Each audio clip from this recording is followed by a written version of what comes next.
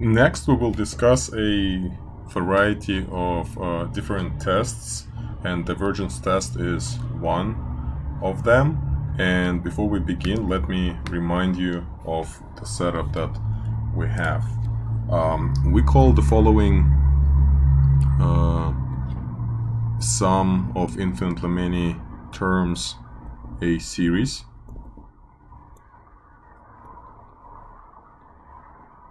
And there are two sequences involved, so there is a sequence of terms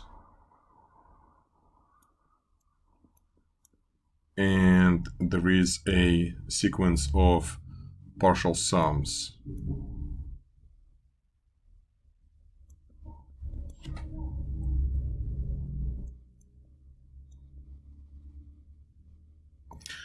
And the infinite series can be expressed as a limit, and I guess it will be better if we use letter k as an index here. As n goes to infinity and k goes from 1 to n, a sub k. But as you recognize this is our this is an element that we call a partial sum. So every series can be thought of as the limit of a sequence. So if the sequence of partial sums converges, then we would say the series converges as well, and vice versa.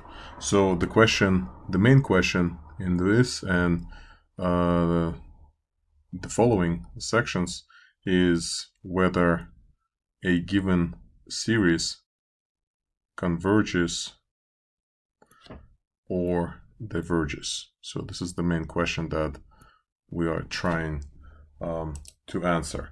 And we're going to introduce the divergence test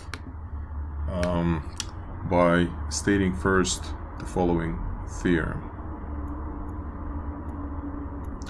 If the series converges,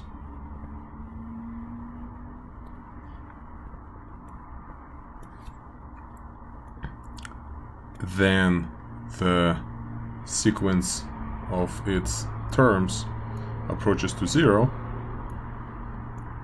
In other words, the limit of this sequence as n goes to infinity is equal to 0.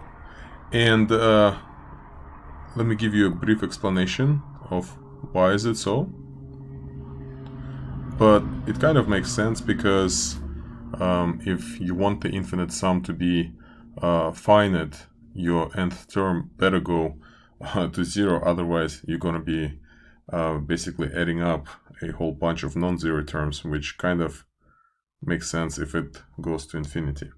But a brief explanation looks something like this. So we have if the series converges to L, that is because the limit of the sequence of partial sums is equal to L. But if you recall, what does it mean for a sequence to have a limit is when basically the difference between the two consecutive terms is going to 0. So we can express that fact like this. So this is the difference. This expression is the difference between the two consecutive terms of the sequence. But recall that the Sn plus 1 is literally the sum of the first n plus 1 terms. And if you subtract Sn, which is the sum of the first n terms,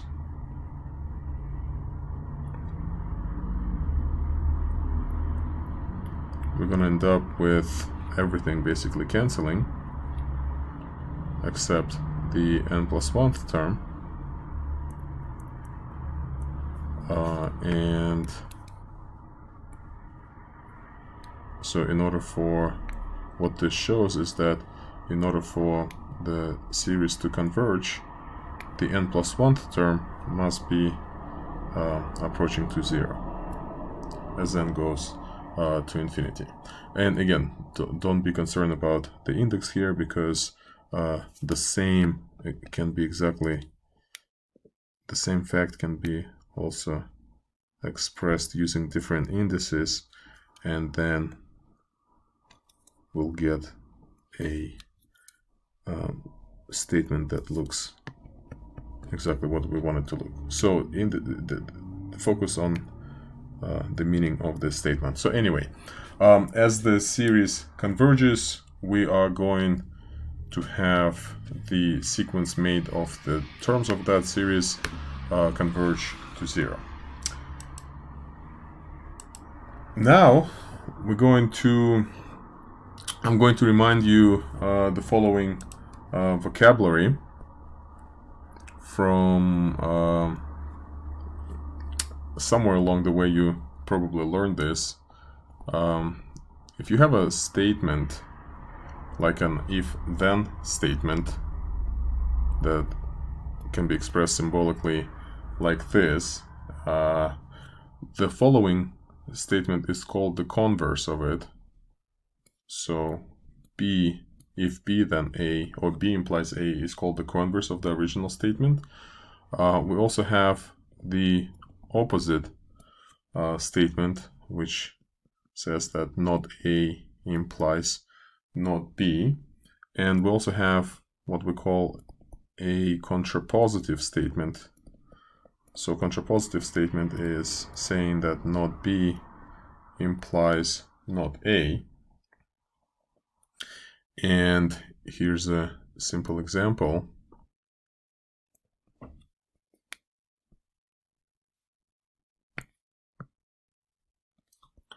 Let's say if it rains,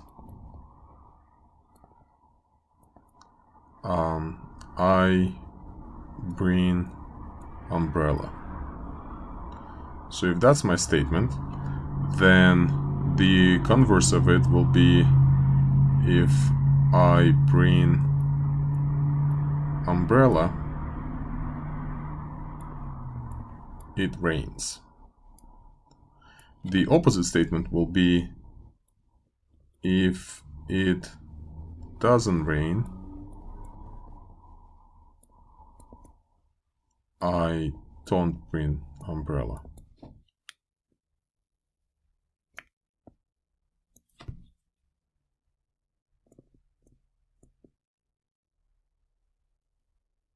And the contrapositive will be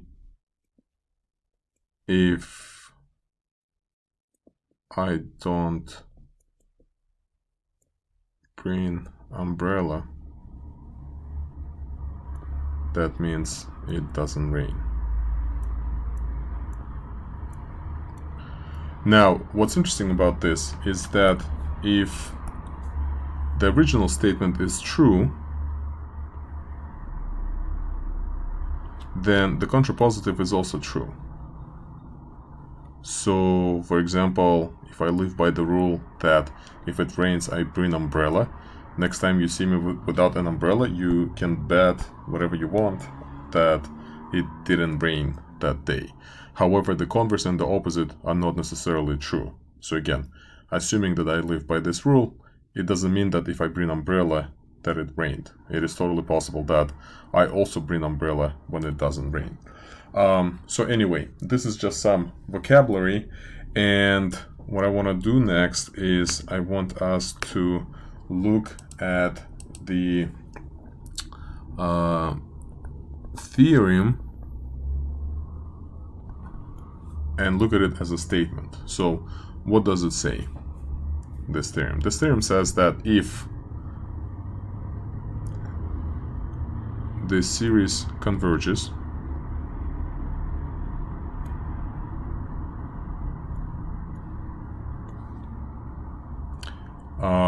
then it's an if-then statement, the limit of the nth term or the limit of a sequence is 0 as n goes to infinity. So if we think of this part of the statement as A and this part of the statement as B, then if this is true, which it is, as the theorem suggests, the contrapositive of it is also true.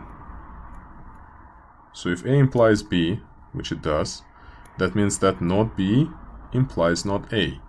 But what will be not B in this case? So this little bar over here, again, or the little bar over here, that's the notation for not. So this means not A. So whatever A is, this will be the negation of that statement. So in this case, we're saying not B. So what's the opposite of saying that the limit of an is equal to 0? Well, the opposite will be the limit of an is not equal to 0. And what will be the opposite of A? Well, if A says that the series converges, the opposite of that is that the series doesn't converge, or we say that it diverges. And this, the contrapositive of that theorem that we just discussed, it's a well-known fact, and it is called the divergence test. So basically it says if the limit of the nth term is not equal to 0, then the series doesn't converge, or in other words, it diverges. So again, if we have a series, for example this one, and the question is to analyze its convergence or divergence, we can find the limit of the nth term of the sequence of terms, and if it's not equal to 0, in this case it's like goes all the way to infinity, so it's definitely not equal to 0, then the conclusion is that this series, this particular series, so this is the conclusion, it diverges. And the reason, we always have to provide the reason. The reason is by the divergence test. So again, just because the nth term doesn't go to 0, that's enough for us to conclude that the whole series doesn't converge. Let's do another example. Again, now we're dealing with some series for which we don't even need to write out the terms. We're going to draw the conclusion analytically, and we have the same question here. Does this series converge or diverge?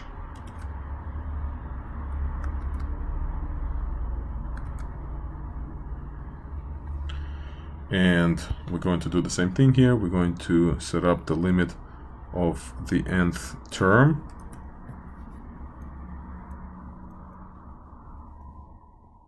And this is, luckily we are good at finding the limits of sequences. We can use the very useful theorem here and say that, okay, if we set it up as the limit of a continuous function and that limit exists, then the limit of this sequence must be equal to that.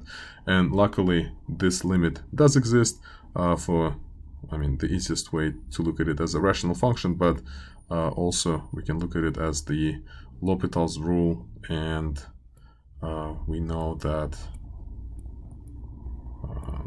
by L'Hopital's rule the answer is 1. So since this limit exists,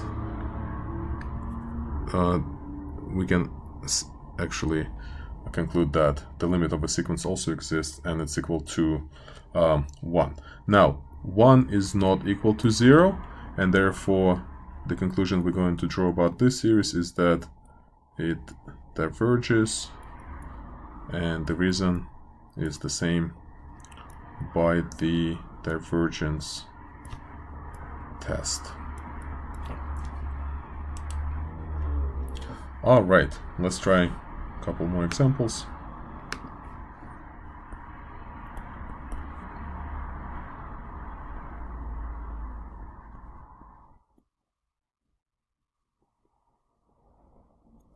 Does this series converge or diverge? And we're going to set up the limit of the nth term. And you should be getting into this habit of setting up this limit the first thing. So again, by the very useful theorem, we're going to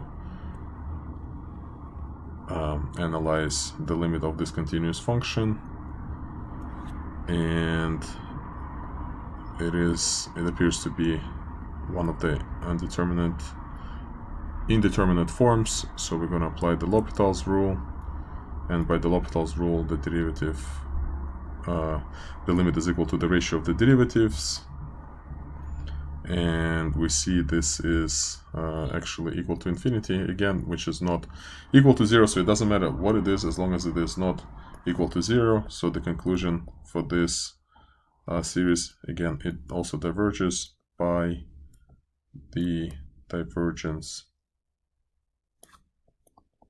test. I want to warn you that the divergence test works only in one direction.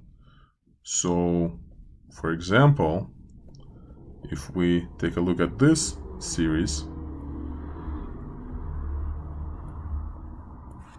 and the question is, again, the same, does this converge or diverge? Then if we set up the limit of the nth term, we're gonna find out that the limit is equal to 0, and the only thing that we can learn from this test is that the test is inconclusive. So in other words, we cannot learn anything from applying the divergence test because the condition of it is not satisfied. So the test only works when the limit is not equal to 0. So when the limit is 0, that just means we have to do something else to identify whether it converges or diverges. In this case, we do know that this series diverges. Why? Because it's a harmonic series that we have learned about earlier. So we know this series diverges because we know something else about the series. We don't know that it diverges from the divergence test. So what you should remember is that this condition that the nth term goes to 0, actually let me write this on the new slide. This condition of the nth term going to 0 is necessary, but not sufficient. That's the proper way of describing what's happening here. So that means every divergent series will satisfy this condition, but not every series that satisfies this condition is divergent. And here are a few examples of actually different outcomes that are possible even though the test is inconclusive. So for example, this series, we don't know whether it converges or diverges. Well, I'm gonna tell you soon, but if you set up the limit, you will learn that the limit is equal to 0. So the divergence test is inconclusive.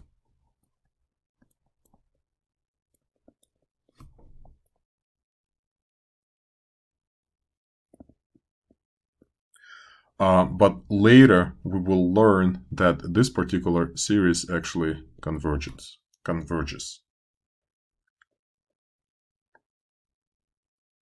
I guess I'm not spelling this correctly. The question is whether it converges or diverges. And I've been copying it all over the place. Converges or diverges.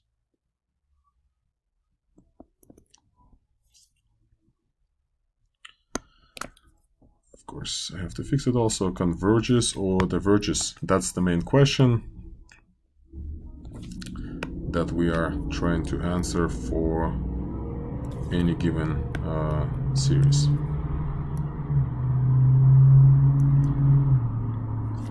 So this one, again, we will learn later. This one actually converges. Actually, sorry, this one diverges. Why? We will find out soon. But the next example is an example of the one that converges, even though the divergence test is inconclusive, right? So again, when divergence test is inconclusive, that just means that we have to do something else. In this case, that's something else. We will study that later.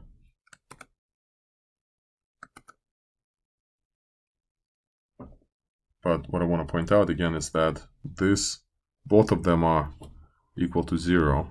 Both of them have inconclusive divergence test, but the series have different behavior. So if the divergence test is inconclusive, that doesn't mean anything. So as we're going through these tests, in attempt to answer this question about the convergence or divergence of this any given series. So we are developing the following strategy. The first thing we want to do is we want to identify whether this given series is geometric or telescoping. You definitely don't want to miss out on that. You don't want to spend 30 minutes trying to do some sort of crazy analysis when the sequence turned out to be geometric. Now, once you verify that it's neither one of this, because if it's one of these types, then you should be able to find its limit. But once you verify that it's neither one of these two, you first have to set up the divergence test. And what does it mean to set up a divergence test? That means you would look for the limit of the nth term as n goes to infinity, and if it's not equal to 0, that's the best outcome, we are done. The conclusion is that the series diverges, right? So if it diverges, then we are done. Now, less desired outcome, I would guess, will be when this is equal to 0. So when this limit is equal to 0, we cannot draw any conclusion, right? So the test is inconclusive. And what it means is that we'll then proceed, we will continue the analysis with what we call convergence tests.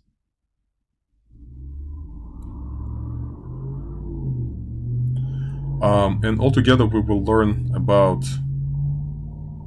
6 or 7 tests, and we will learn how to analyze every series using one of those tests. Again, we're going to have a whole bunch of convergence tests, but there's only one divergence test, and that's exactly what we discussed in this lesson.